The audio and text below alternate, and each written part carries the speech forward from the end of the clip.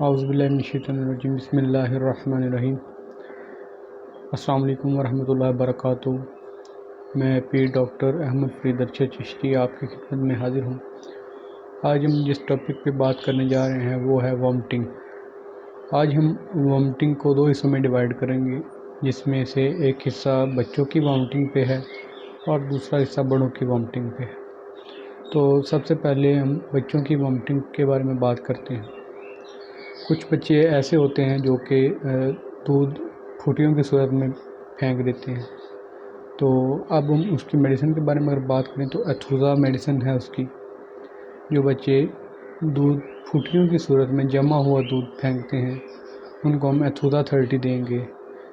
اس کا طریقہ کار آپ کو اینڈ میں بتا دوں گا میں آپ کو۔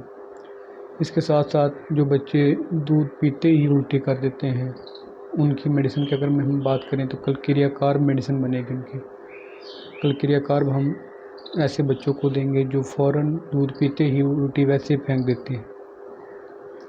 اور تیسرے نمبر پہ اگر ہم بات کریں کہ جو بچے والدہ کا اپنی دودھ پیتے ہیں یعنی مدر فیڈ کرتے ہیں ان بچوں کی اگر میڈیسن کی بات کریں تو سلیشیا 30 میڈیسن ان بچوں کی بنتی ہے۔ ایسے بچے جو اپنی والدہ کا دودھ پیتے ہیں اور وامٹنگ کر دیتے ہیں اور ان کو موشن لگ جاتے ہیں تو ایسے بچوں کو سلیشیا 30 دی جائے گی تو ان شاء اللہ تعالیٰ ان سے ان کو افاقہ ہوگا۔ 3 میڈیسن آپ کو بتائی ہیں جس میں ایتھوزا جو جمی ہوئی الٹی بچے کرتے ہیں جمع ہوا دودھ، اور کلکریا کارب جو بچے دودھ پیتے ہی پھینک دیتے ہیں، اور تیسرے نمبر پہ سلیشیا میڈیسن بتائی ہے جو بچے مدر فیڈ کرتے ہیں، یہ ان کی میڈیسن ہوگی۔ اب ہم بڑوں کی میڈیسن کی بات کرتے ہیں تو سب سے پہلے ہم ایپیکاک دیں گے۔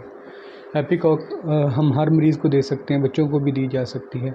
یعنی کہ اگر آپ کے پاس کوئی پیشنٹ آتا ہے کہ مجھے وامٹنگ ہے تو آپ اس کو سب سے پہلے ایپیکاک بغیر سوچے سمجھے، اگر آپ کو علامات نہیں مل رہی تو آپ اس کو ایپیکاک دے سکتے ہیں۔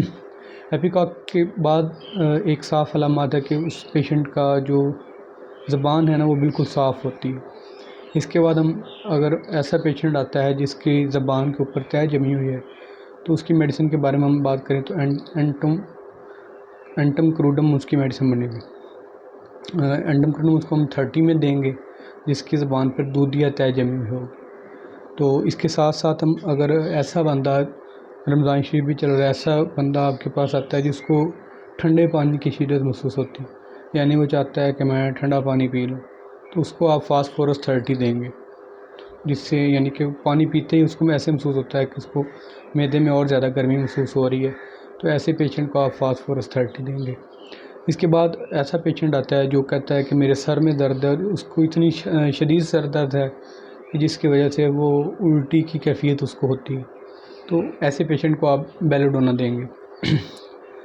اس کے بعد اگر ہم بات کریں کہ کھٹے ڈکار آتے ہیں پیشنٹ کو، کیونکہ رمضان شریف میں جو ہمارا کھانے کا انداز ہے تھوڑا سا وہ تبدیل ہو جاتا ہے، جس میں ہم آئلی چیزیں بھی کھاتے ہیں جس کی وجہ سے ہمیں کھٹے ڈکار آتے ہیں۔